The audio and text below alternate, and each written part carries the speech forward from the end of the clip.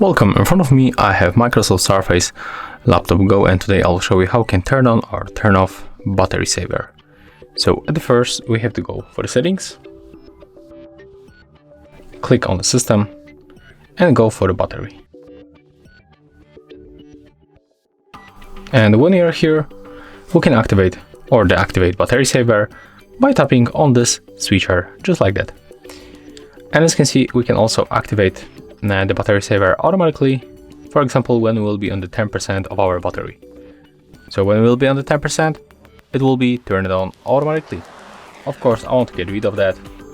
I'm going to select never and block the battery saver. I honestly don't like this feature. So if you find this tutorial useful, remember to leave a like, comment and subscribe to our channel.